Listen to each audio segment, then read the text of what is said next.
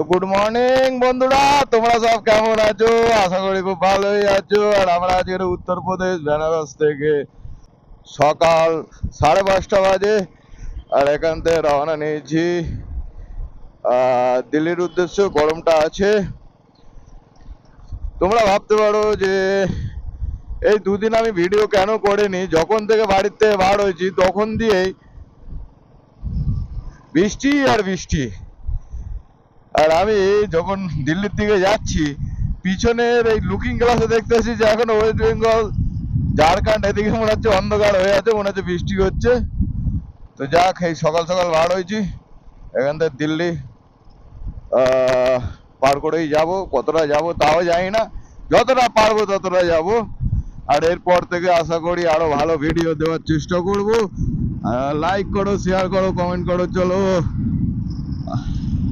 দেখছো বন্ধুরা, এই চোখের সামনে অ্যাক্সিডেন্ট হলো, বালির গাড়ি দাম করে একদম পড়লো, পুরো একদম শুয়ে পড়েছে।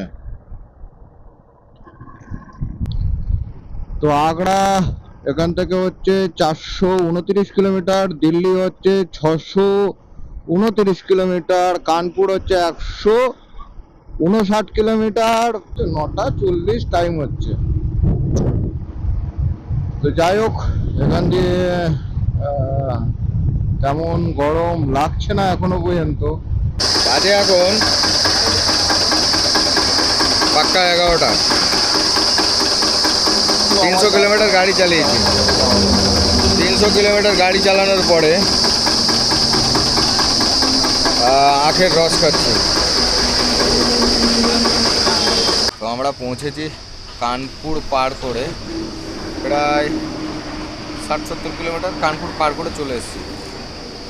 আর এই গাছের নিচেই বসে আছি, এত গরম পড়েছে গাড়ি চালাতে পারছি না। তো লাস্ট শেষে ভাবলাম যে এখানে রেস্ট করব। ঠিক এই ধাবা আছে, রেস্ট করব ভাবলাম। তা ওনাদের আছে খাটিয়ে টাটিয়ে নেই, এখানে যোগা ম্যাটটা ফেলে এখন কিছুক্ষণ খাওয়া দাওয়ার পরে রেস্ট করব। আর রুটি চলে এসছে, রুটি আর তরকার। দেখো 1 বালতি ডাল দিয়েছে। মিঠুন দা, কিছু বলো, কেমন লাগছে? কেমন লাগছে বলতে, গরমটা তো প্রচণ্ডই আছে। তো গরমটা আছে বলে আমরা একটুখানি দাঁড়িয়ে গেছি, কারণ আমরা বেরিয়েছি আজকে ভোর 5টার সময় আমরা বেরিয়েছি ওখান থেকে।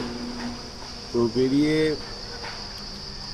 যখনই আমরা এই কানপুরের কাছটা দিকে আসছি, প্রচণ্ড লু চলছে। তো যার জন্য আমরা এবার বেরিয়েছি, কিন্তু এতটাই রোদ আছে যার জন্য আমরা রোদে গাড়িটা চালাতে পারছি না। তো আমরা ঠিক ওই 1টা নাগাদ আমরা কানপুর ক্রস করে, এখানে কানপুরের পরেই একটা জায়গা আছে, ওখানে আমরা দাঁড়িয়ে গেছি। তো মোটামুটি আগ্রায় পৌঁছে গেছি, কালকে দেখা যাবে।